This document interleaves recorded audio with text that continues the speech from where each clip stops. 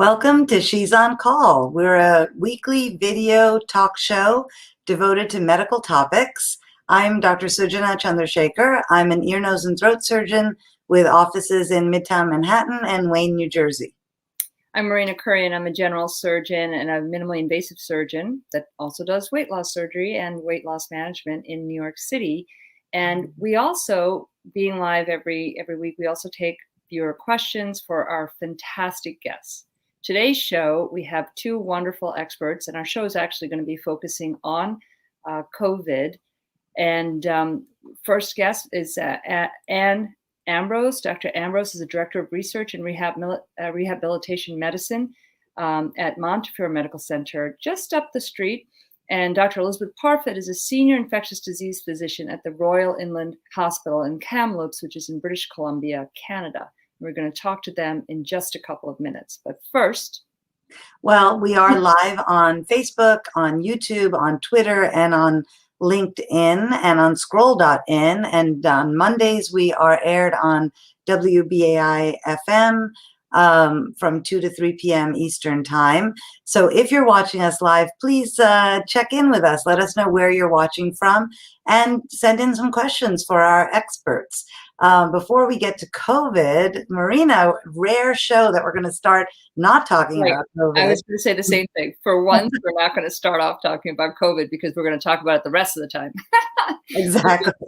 Too much. And of course, Sujana always finds some news that has something to do with her ear specialty. She's an ear surgeon after all. So she found, and this is awesome, that Lou Ferrigno, the original Incredible Hulk, you guys all remember the show, I'm sure, he got a cochlear implant.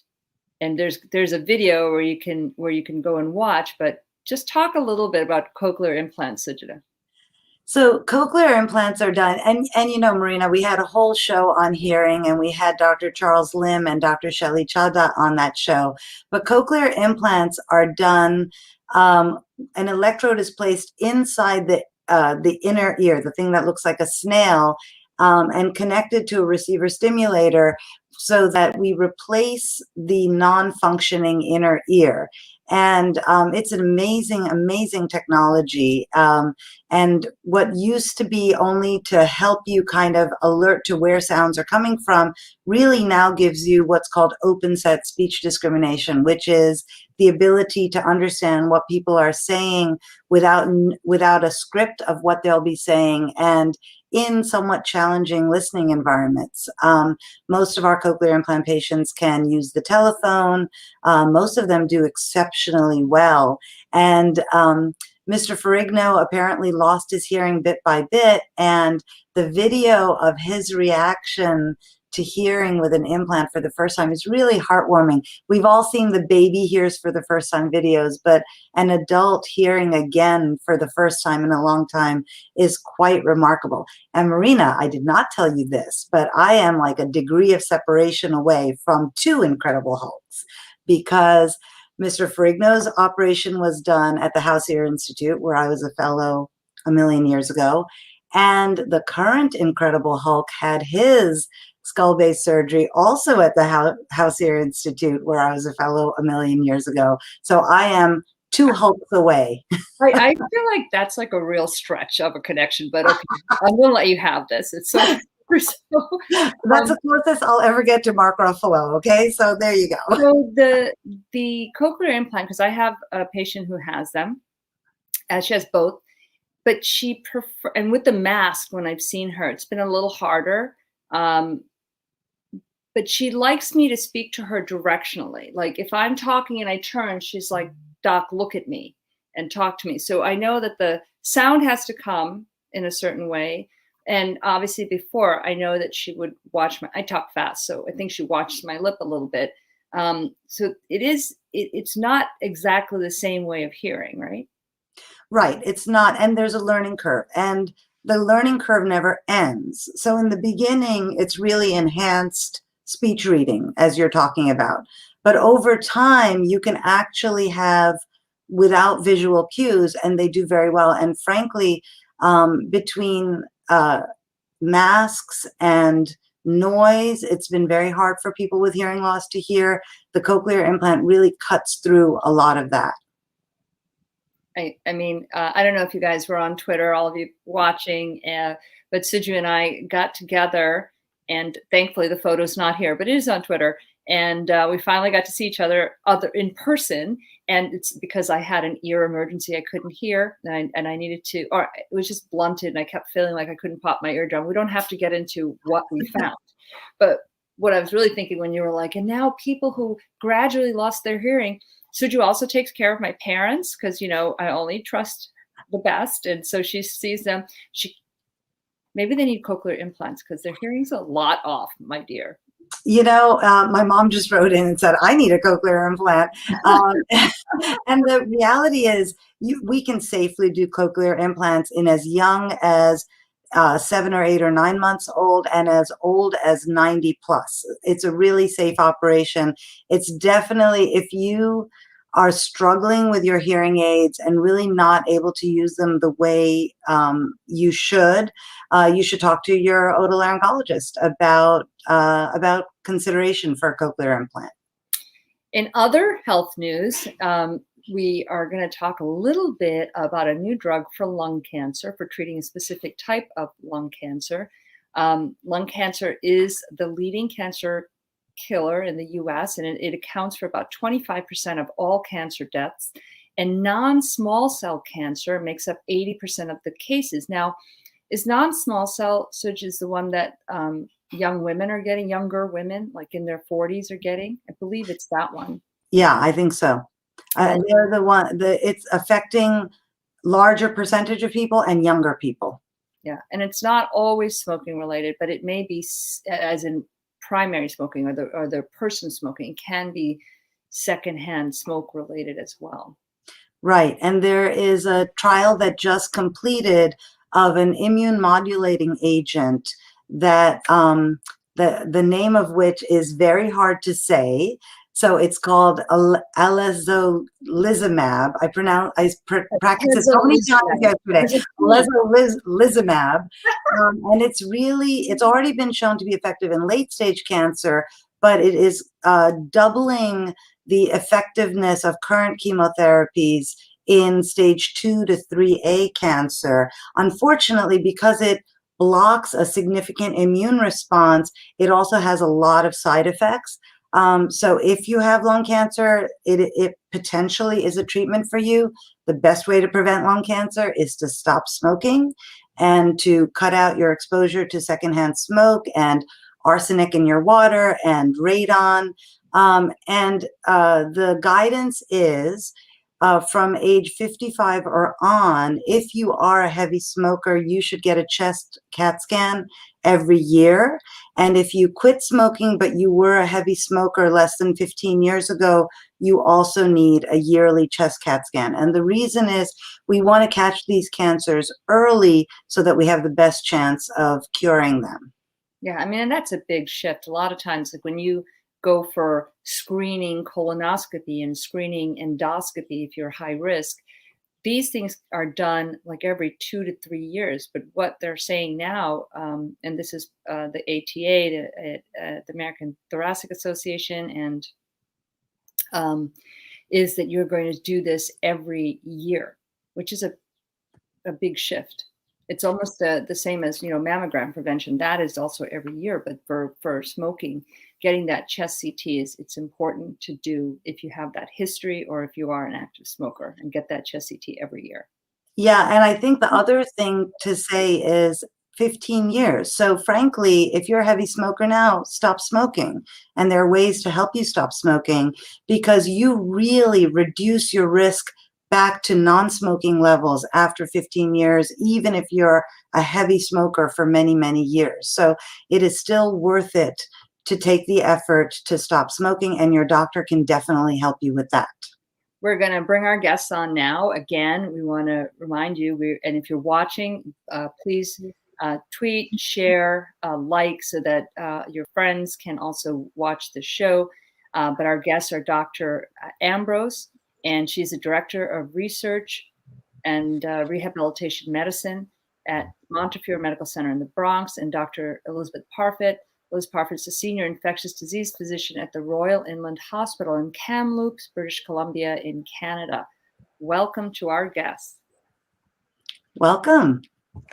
We're very happy to see you. We have Jayshree Sundaram watching from Ottawa. So we have the Canadians tuning in. We have Ellen Austin watching from New York City. We have Deirdre Gruen watching from Glen Ridge, New Jersey.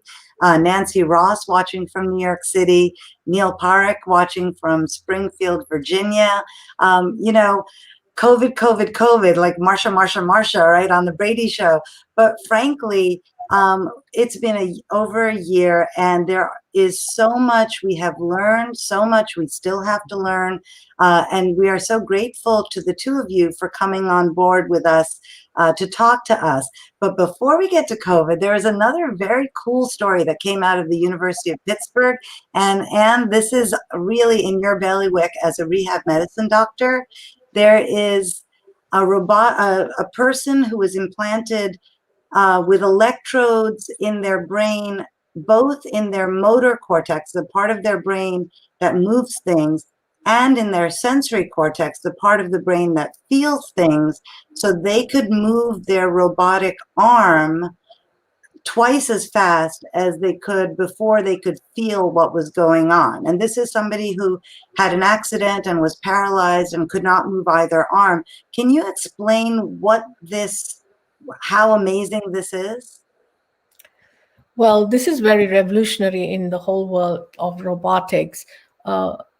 Even if you think about it, the robotic arm, even if you had just the motor cortex, that is quite amazing. This is thought controlled.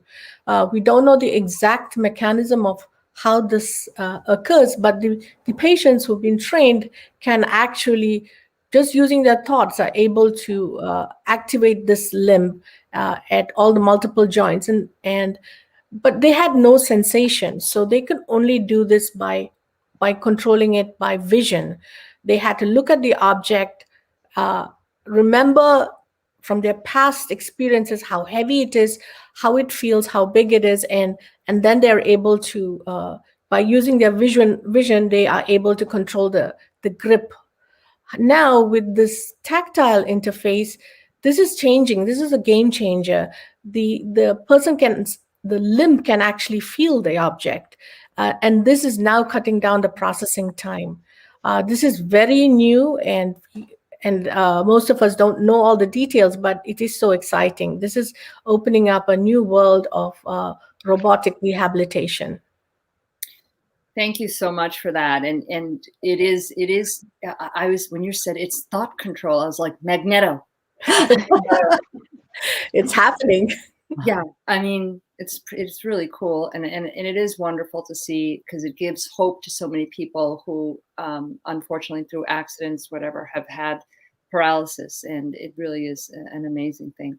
We are going to talk about COVID, though. We know we have some new numbers, and we were talking earlier amongst ourselves about how there are 166 million cases of COVID worldwide, and there have been, we say, 3.4 million deaths worldwide as well. But we do believe that some of it is underreporting, undercounting, right? From earlier in the course of COVID, there was underreporting from China as well as Russia. But now in India, I think it's just a matter of, not that they're trying to actively undercount, but it's hard to really fathom how many people are suffering and dying from COVID there right now.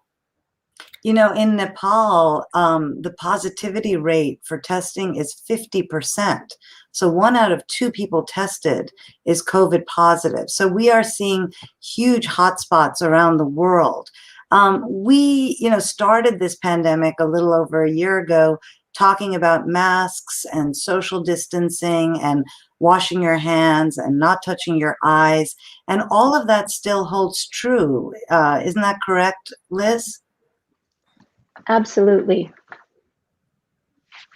Yeah, so we still need to be focusing on all of our layers of protection, which includes, of course, vaccination as the strongest layer, but also wearing a mask when we're indoors and in closed spaces, and focusing on things also like ventilation has also received more attention in the last few months, and many people have been advocating for more attention on that as well throughout the pandemic. And all the regulars, the hand hygiene, reducing contacts, the basics still work, and the vaccination is like the superstar on scene. It really is. You know, it's funny. I've always been a germaphobe.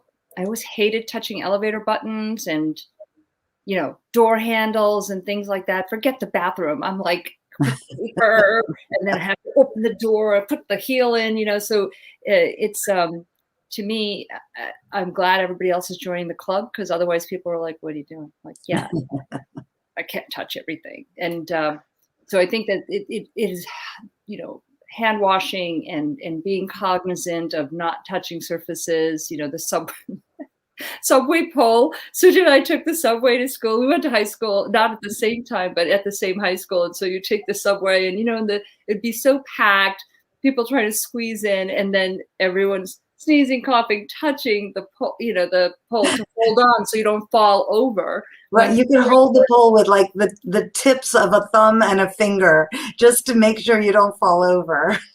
Yeah, but it's a big change, and I think it's a good thing. And as you said, the shining star really is the vaccinations that are coming up, and filtration is another. And we had a little outbreak in our building because our guys were, you know, their break room did not have a filter, a filtration process, and it was a closed room. There was no window to open. So we've subsequently brought something in that will help. And I know that many of the schools around the country have also done something like that. Liz, are they? Sandra Blake Lefkowitz just wrote in, she feels the same way. Marina, you and she are trendsetters. Yes. Germophobic trendsetters. Yeah. So, you know, vaccines were developed so quickly. And this is a question I get from my patients every day. They were approved in the US by December for a disease we didn't even know existed before February last year. So in the US, we have 3 vaccines that are approved: Pfizer, Moderna, and the single shot J&J. And of these, the Pfizer is now emergency use authorization for age 12 and above, and the other 2 are for 18. In Canada, you guys have Pfizer, Moderna, Johnson & Johnson, and AstraZeneca approved. And again, over the age of 12 for Pfizer, but recommended for age 30 and above for the AstraZeneca and the Johnson & Johnson. And I wonder if you can explain to us, because I think in Canada, Liz, the rollout has not been as quick as in the United States. And I wonder if you can explain to us how people get vaccines there, and are you still vaccinating more vulnerable groups first? Because in the US, it's open to everybody in those age groups. Yeah, great question. So in Canada, the way that we are vaccinating happens different in each province. So in British Columbia, we have a slightly different system than Alberta, and the rollout has depended on what province you live in. And of course, we were at the mercy of suppliers because we were not manufacturing any vaccines here in Canada, but hopefully that will change. So we have been slower, but in my community, which is about 100,000 people in South Central British Columbia, I was just looking at the data last night. We now have 80% of our population aged 50 plus who have received at least 1 dose of COVID-19 vaccine. And of the 18 plus population, we're actually at 60%. So I believe that we've actually crossed the threshold and kind of caught up to the US. Although having said that, with a bit of a slightly different strategy, well, not slightly different, but a different strategy where we've been early adopters of the delayed second dose strategy, which is turning out to look like a pretty good strategy, actually, despite early criticisms.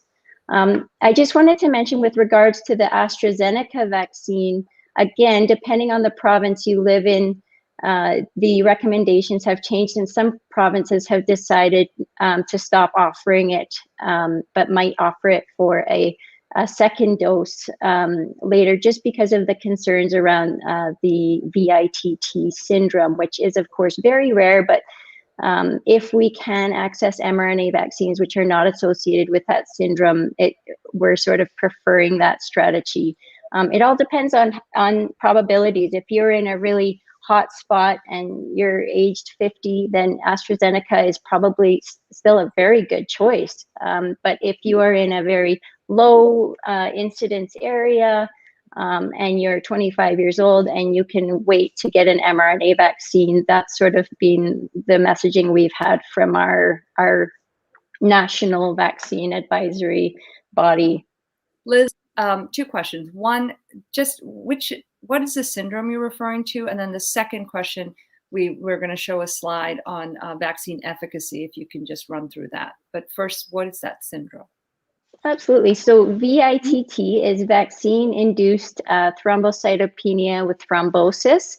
So what this is it's a very rare syndrome. Of course, we're still learning exactly where the numbers are, but I'm seeing estimates around 1 in 50,000 people to 1 in 100,000 people. That may change as we get more data.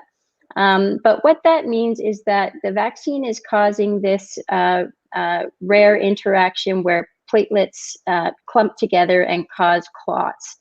And of course, we want to have vaccines that are, basically close to 100% safe. So this is a little bit of a disappointment. But again, it's extremely rare, and the vaccine is still incredibly effective at reducing hospitalization, reducing symptomatic illness, reducing death from COVID-19. So it's important that people know about that syndrome so that if they have received the vaccine with AstraZeneca, that they can present for care if they develop symptoms of blood clot. The blood clots can be in different body parts. So we talk about, headaches that are unusual, abdominal pain that's unusual, swelling in the limbs. Liz, this is also what happened with Johnson & Johnson? Yes, exactly. Yeah, it's the same thing. It's the same thing. So if you've talked about that before, it's we yeah. like it. And headaches are because it saw that rare form of cavernous sinus thrombosis. So I just didn't realize that there was a syndrome named to it. Thank you for enlightening me. The second question I had was we wanted to discuss something about vaccine efficacy, and we have a slide. There we go. That looks at the different vaccines and their efficacy against COVID-related disease. If you want to just comment on that, because absolutely. So maybe I'll start with just a quick explanation. So efficacy is what we talk about in clinical trials. And then once the vaccine gets out into the real world, then we start talking about effectiveness. So we use different terminology there.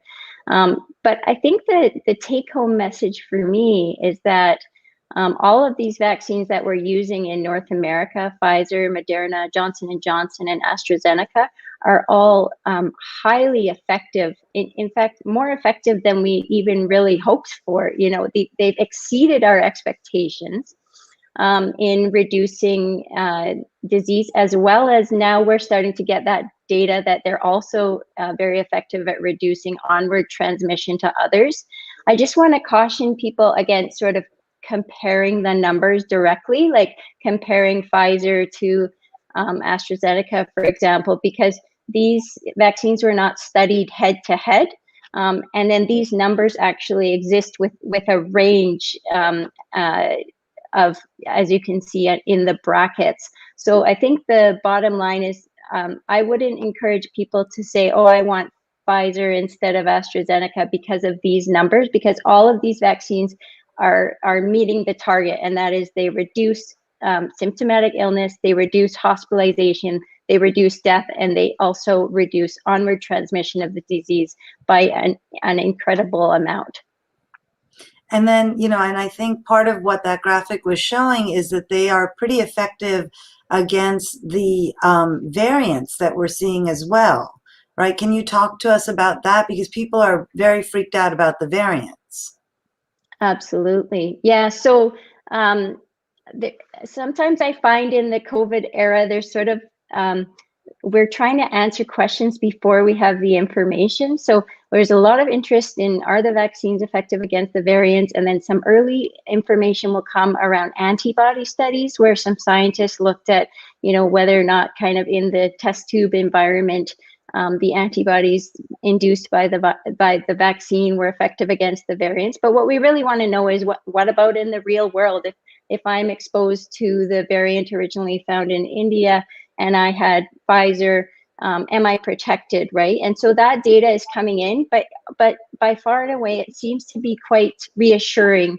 And so we'll continue to keep an eye on that. And it's important to know that the best way to protect against variants and to prevent variants from occurring is to stop the virus from spreading, and vaccination is the strongest tool we have for that. So, we have this worldwide data on vaccines, and it's really quite poor. We have a couple of countries who have been very good at vaccinating, but we have many, many countries where there have either been no vaccines at all or a remarkably low level of vaccination. And this map shows in the dark green the countries that have had significant vaccination, fully vaccinated. Israel has about 59% of their population, Chile and the United States about 40%, Qatar, UK, Hungary about 30%, but we have many, many countries, most of Africa, much of Asia, that have very low levels of vaccination. So, Anne, you've lived in 3 continents. Can you talk to us about the importance of worldwide vaccination and worldwide interventions in a disease such as this? So I read somewhere that the whole world depends on the entire world getting vaccinated.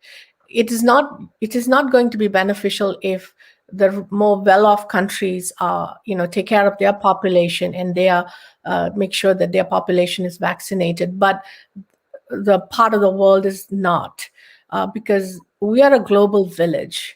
This disease started in one corner of the world, and within 24 hours, it's estimated that disease had spread to the other continents as well. We weren't aware of it at the time, but looking back, this disease and all future epidemics will travel in the same manner. So having lived in many different countries and experiencing the healthcare systems in many different countries, I can tell you that it is so variable.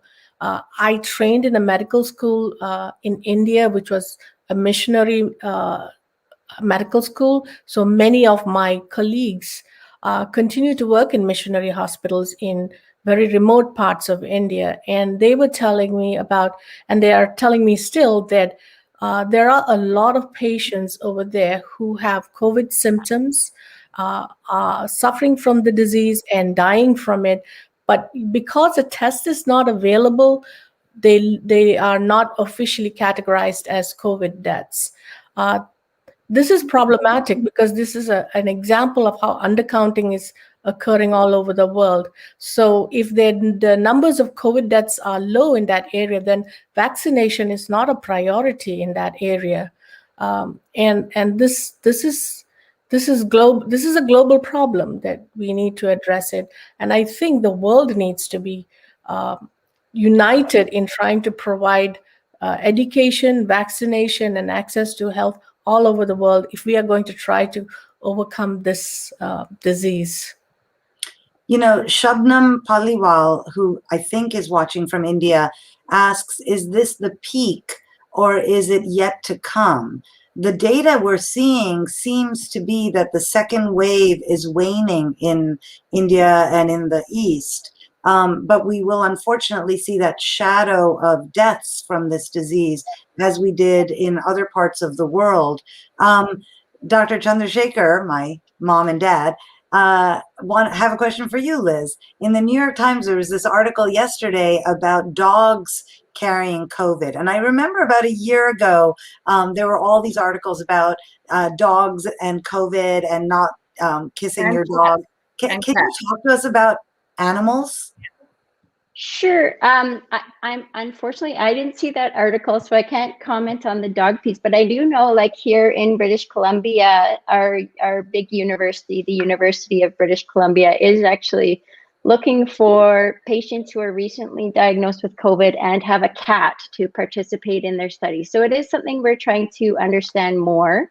And certainly, coronaviruses are viruses that infect animals, and that's how, in fact, how we think that we bring these into the human population. So there's more to be understood there for sure. But I have that I've seen various things about the dogs, and I remember at some point they joked that who let the dogs out, like the WHO said no, dogs are off the hook. So I guess it's an ongoing debate. You know, there's my in-laws are vets, both of them, and they felt when they were looking early on at the dogs and the cats that the dog certainly is considered what they consider a dead end host. Like the dog can have the virus, but he's not going to transmit it. And yet there was one about some discussion about a cat, that their feeling overall was that these are actually dead end hosts and they can't transmit it to you if they get it. Can you give it to your animal? That I don't know.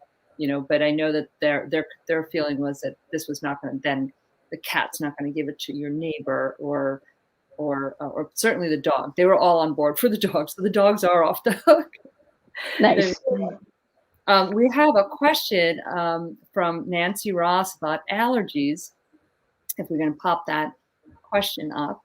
And so spring allergies, which she's had since childhood, all but disappeared this season. Could this be a wonderful side effect from the vaccines? I think you covered this in a previous episode. I think it's probably the masks. I traveled to Japan a couple of years ago before COVID, and I was just so interested in that, you know, like 20% of the population was just wearing a mask on the subway.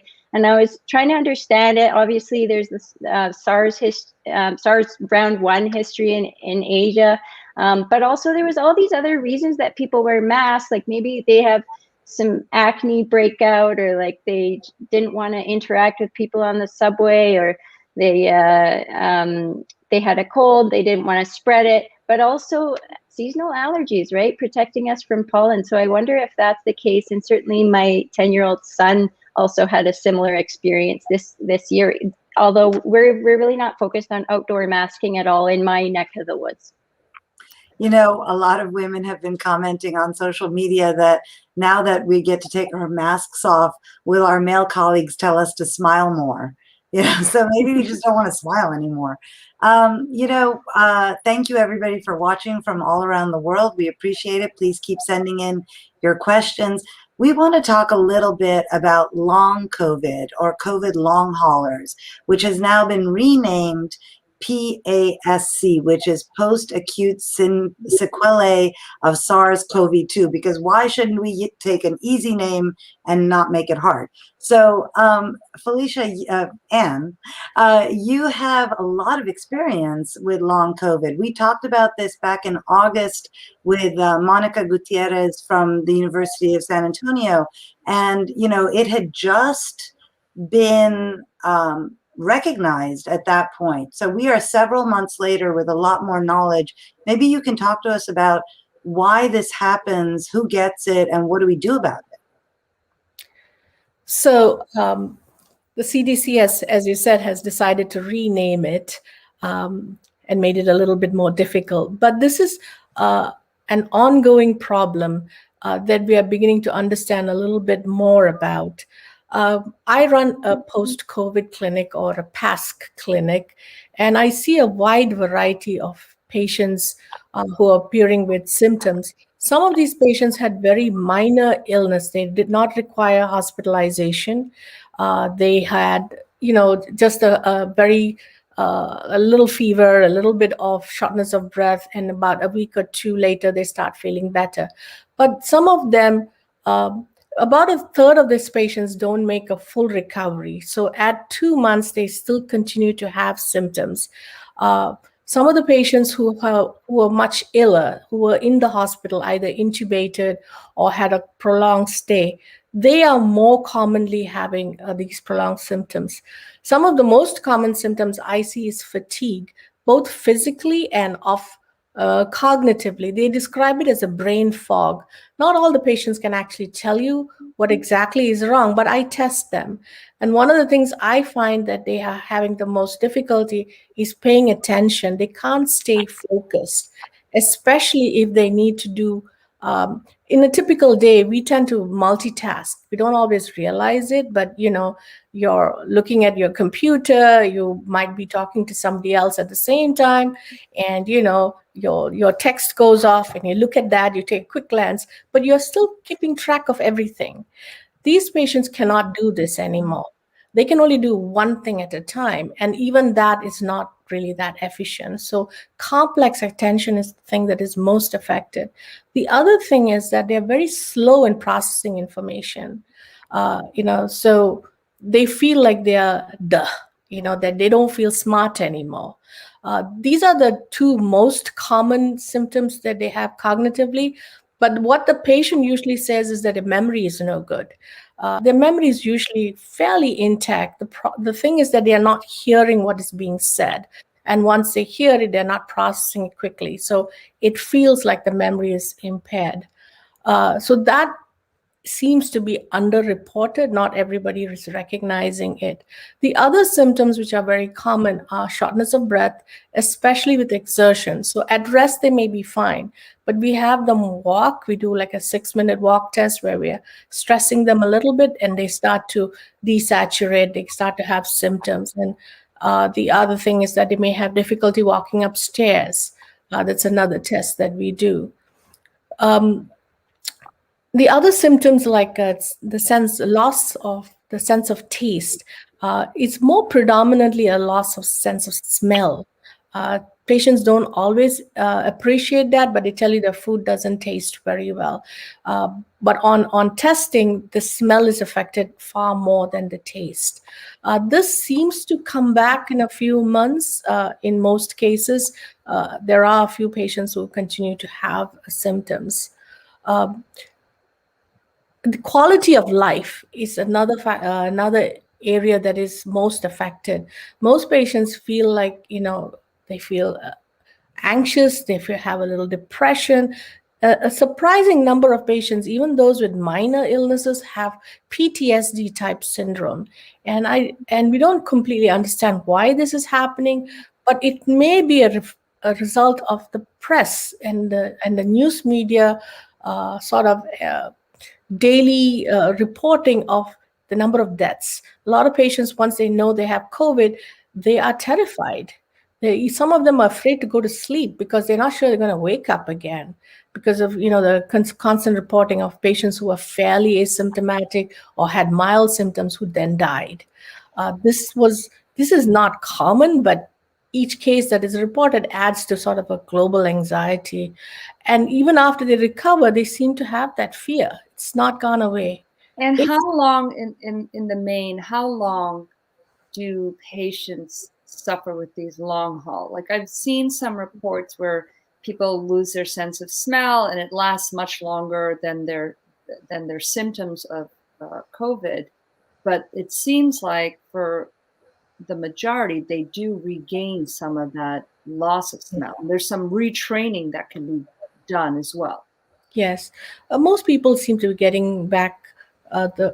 They don't never seem to be back to normal 100%, but about 2 to 3 months they can taste food again, but it's not the same intensity of taste and smell that they used to have. I think they will continue to improve, but it's probably going to take longer. And as with everything else, COVID, we don't really know the more definitive answers. From an ENT perspective, my colleagues in rhinology, because of course, ENT is just too much for one person. So I'm an E and I have friends who are an N and people who are a T. But so my nose friends are doing a lot of olfactory retraining. So really having 4 scents like coffee and coffee, and really forcing them to retrain what's left of their olfactory nerves that were inflamed, to bring that back. The other thing we're seeing is something I did with one of my tea friends, Dr. Jonathan Aviv.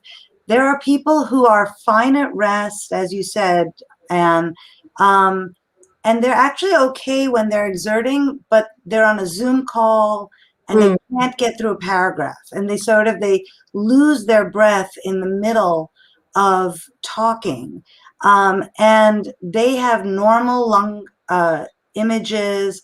What Jonathan Aviv and Brian Tomashov, who's a pulmonary specialist at Columbia, and I found that in their inspiratory expiratory curve, so they kind of go right and into a machine, and they can inspire well, but as they expire, they have a blunting of the curve, so they're not getting enough air out, so they in fact lose their voice. Though that seems to be a nerve inflammation at the vagus nerve, which is one of the nerves that comes from the brain that goes to your voice box, the vagus nerve, and that can be actually treated with a low acid diet and voice retraining, which is very helpful. We have a slide on that on your paper, and also the way that the lung volume is blunted. Here it is. And so, right, so as you expire, you can see the top of that sort of mountain curve. That's normal, but the bottom part is not normal. It's quite blunted because the vocal cords kind of slam shut as the vagus nerve tries to work. And then in the next graphic, you can see Dr. Aviv's dirty half dozen, which my son saw this and he said, "Is this a new type of drink?" And I said, "No, this is what you should not be consuming, because these all have a pH of less than 4. And that's soda, bottled iced tea, citrus, tomato sauce, not tomatoes, vinegar, and wine. And by reducing these high acid foods and doing some voice retraining, we can actually help those people where their dyspnea or their trouble breathing comes from the vocal cords. A lot of patients have the impact on their lungs as well. So breathing exercises definitely can help with this, improving the vital capacity. So you have more volume of air to start with for your conversation. I think in India, there's a lot of emphasis on yogic breathing, pranayamic breathing in the early stages. And I want to get to some of your research in this area, Anne, but I would like to ask Liz, we had a question from a LinkedIn user. If somebody has a false negative RT-PCR report, but a positive antibody report, does it mean that there are enough antibodies to protect you? And when should you then plan your vaccination? Okay, so we're not going to give personal medical advice yeah. here. We're global advice. Yeah, what I would say is that I'm not aware of anything that if you had a negative, or if somebody had a negative PCR but was found to have evidence of antibodies, I'm not aware of anything that suggests that person is less protected than anyone else who's been exposed to the virus. So, and then also we're not measuring T cells, and T cells are a really important part of the immune response too. We have these antibody proteins, but we also have these cells that help with immunity called T cells that are pretty smart. So, the other thing I would say is how long to wait being vaccinated. You know, you can be vaccinated anytime. That's our current guidance, at least where I live. Some people want to wait 3 months after they've had the illness. You're probably protected from natural infection for, you know, we'll see. We don't know yet, right? But it's many months, if not more. So yeah, I guess I would just say you can go anytime. Yeah.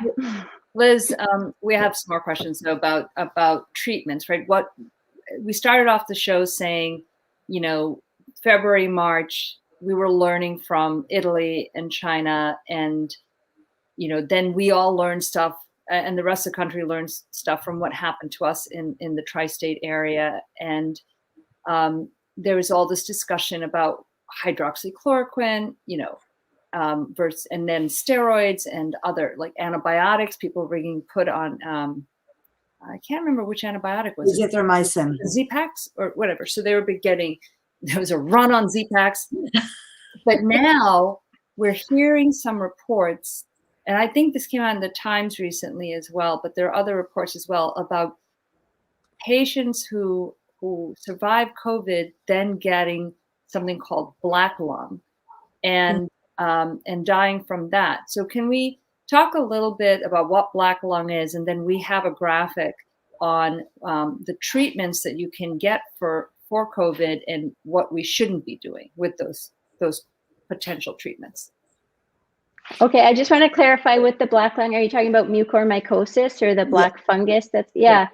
So this is like a kind of fascinating, being an ID specialist or infectious diseases, and now everybody's talking about this because of what's going on in India. This is a very rare disease. It's a fungal disease or a mold disease that can occur in the airway, so commonly in the upper sinuses or also in the lungs. And it's yeah, so it's extremely rare, but it seems that there's a statistically interesting rate of this disease happening in India right now. And I don't think it's well understood yet. I think it's really important that people understand this is not a person-to-person transmitted fungus. This is just a fungus that's in the environment. And the risk factors are usually diabetes and then immunosuppressive therapies like steroids. So I think I would be sort of guessing, but there may be a higher proportion of people with undiagnosed or poorly controlled diabetes in India, where this is kind of unmasking that diagnosis.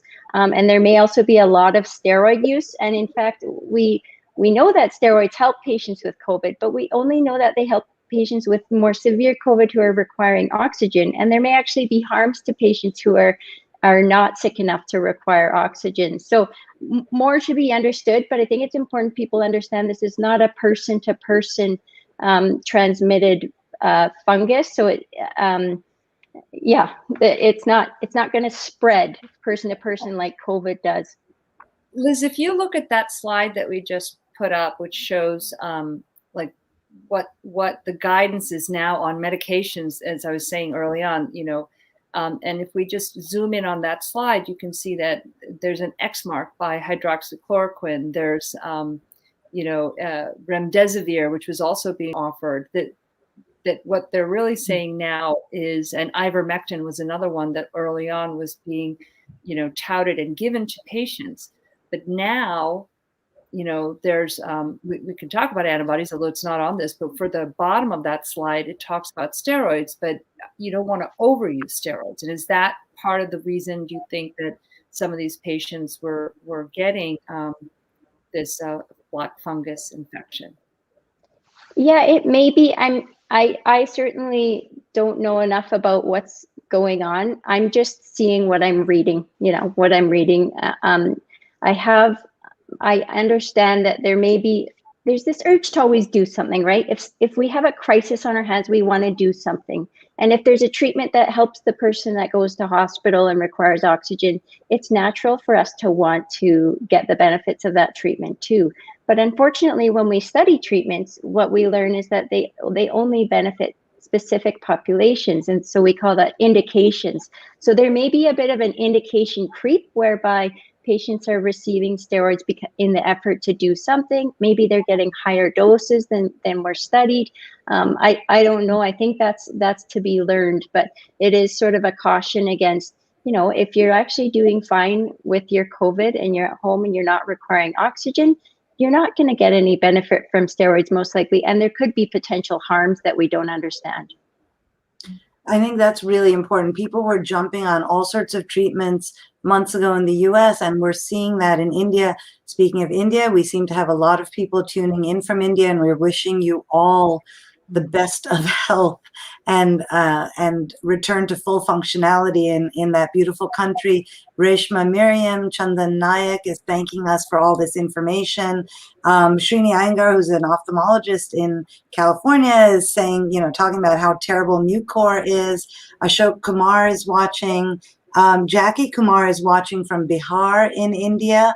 And I think what I'd like to talk about is what you can do to maximize your recovery. I think, Anne, I was really impressed with what you had put together in terms of prehab almost, which is, you know, practicing your breathing and doing your exercises perhaps when you're quarantined at home or you're worried that you've been exposed. And maybe you can talk to us a bit about the advice you're giving people to maximize their outcomes if they have confronted this disease. So thanks, Jana. So I put this together very early on during the initial part of our pandemic when it struck New York. As with most other rehab departments in the tri-state areas, most of us closed down some of our units or downsized it. We closed all our outpatient rehabs practices as well, just because most of us were getting deployed to the active COVID floors. So our patients were really left with very little advice and information. So I put this together for my patients, but it quickly got, more people from other hospitals were asking for it. So I put it on the web. So this is a patient and a caregiver guide to managing an active COVID patient at home. So the advice is for both the patient and also for the caregiver. So I put in a lot of information about a diet and managing your stress levels, how to actually share a home with somebody who has COVID. The second part of it is the exercise part. Most of our patients who have COVID are extremely fatigued, and we are learning more and more about this disease, and we're finding that it is like some of these neuromuscular conditions where too much exercise is actually dangerous. COVID seems to fall into that sort of condition. So we have to actually very gently increase the exercise in this patient. So most of the patients, the exercises that we start with are the breathing exercises. Some of this will sound like exercises that you do in yoga, but we have a number of exercises to try and work the different parts of your respiratory system. And this is something we want everyone to do at all of the different levels. So I created 3 levels of exercises. The first level are for patients who are mostly bedbound. So these are exercises you just do lying down. You don't even have to sit up, because some of these patients have orthostatic hypotension. So that means if they sit up, their blood pressure drops and they start feeling very dizzy and woozy and feeling very ill, more ill. So these exercises in level 1 are just lying down. And the focus here is just breathing exercises, trying to get air into the different parts of your lung, trying to strengthen your diaphragm, which does about 80% of breathing. But when you're lying down in bed all the time, because your abdominal contents press against the diaphragm, it doesn't have the normal excursion that he has. The other exercises in level 1 are just to keep the range of motion in the joints, the shoulder and the hip. These are the joints that typically contract the earliest. So if you lie in bed, like say completely for 24 hours, you start losing muscle bulk and muscle strength. It's approximately about 1% of your muscle strength is lost for every full day you stay in bed. So a person with COVID who may stay in bed for 10 to 14 days is losing about 10 to 15% of their muscle strength. That's one of the reasons why they're so fatigued when they start getting up and trying to move around as well. In level 2, I advanced the person into sitting exercises, and now we're trying to do range of motion in all the muscle joints, and we're trying to add some strengthening exercises. Level 3 is the person who can stand up independently and start walking, and now we go for a little bit more aerobic exercises. We've been using this in patients who are diagnosed with COVID. They come to the emergency room, we give them this booklet, they take it home. We also use it when they are being discharged. My hospital system and a few others are giving out the copies of these booklets to patients. I have had it translated now into 6 different languages, and a number of countries, rehab associations and general hospital groups are using it. So I think it's very useful. We have published it in a number of journals and different websites as well. I'm It's so really low impressed that you've How kept low it key open. she's like, I'm sorry. she's low key saying that well, it's been translated into 6 languages and different countries are using it. I think it's helpful. Yeah, I'd say so. I'd say that's really awesome. Congratulations. And I'm glad, the seated exercises, when I'm sitting here, I always joke around that after my 2 kids, trying to get my lower abs to do anything is incredible. So always when I'm sitting, I try to do the little leg lift. So I was like, oh, look, she has seated exercises. I'm glad we didn't go to a foreshop then, because I was peering at the screen trying to see what they were. We sadly are running out of time, and it would be wonderful just to hear some 3 takeaways for our viewers. Liz, we're going to start with you. Things that you think are, and you can do 5, whatever, but 3 is good too.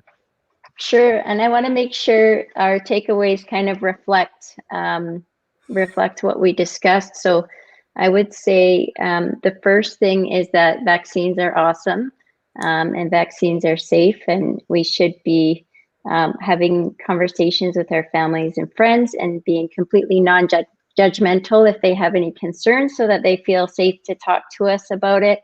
So that we can kind of move on from this COVID business and start getting more back to normal and protect people. I would also echo the sentiment we discussed around treatments. It's important that we don't cause harm in the efforts to do something. And we saw a lot of that kind of with the hydroxychloroquine chapter and so on, where we wanted to do something, but actually, our immune systems are doing things too. So we can rely on them when we don't know what to do. And then we look to our studies to help us to understand what's actually going to help patients. I think actually that's all. I think I'm going to stick with 2. So I agree with Liz totally, wholeheartedly. I think vaccines is so important. It's something that we all have to put our energy and efforts into trying to get as many people vaccinated. Encourage each other and your community, people who are resistant. Try to find out why they are resistant and try to respond to their anxieties. The other thing is exercise. I think we have a study going on right now where we're looking at your pre-morbid exercise habits to see how your outcomes are. And already the preliminary data, is very highly suggestive that if you are, the fitter you are before, the better your outcomes are. The disease is so much milder, and your recovery and the chance of getting post-COVID syndromes are also, we believe, are lower. My third message is take care of yourself, your community, take care of the world. I think we all have to work together. We are not going to overcome this disease if we don't. No, those are great messages, and I think that hopefully our show has also been very focused on trying to get the message out about, first, before we had the vaccine, hand washing, social distancing, masking, and now with the vaccine, it is so important to get vaccine hesitant people to think about, the benefit, not to just themselves, but also to other people that might be compromised, et cetera, that are in their circles. Yes.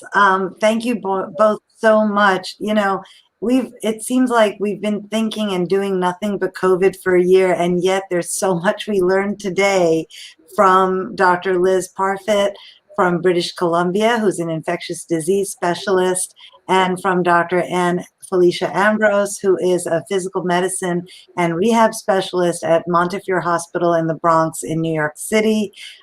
This disease is affecting urban, rural, suburban populations, and it is the world around. And we want to thank you both so very much for sharing your expertise with us today. Thank you. Thank you for having us. Yeah, and thank you so much.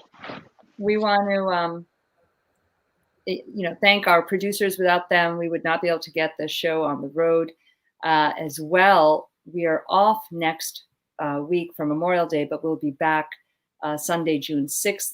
And Sujana?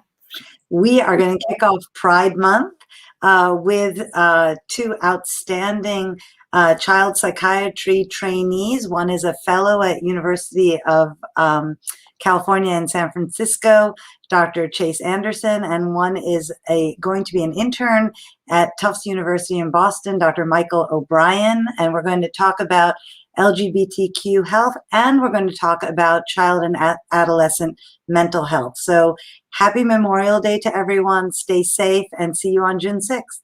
Bye.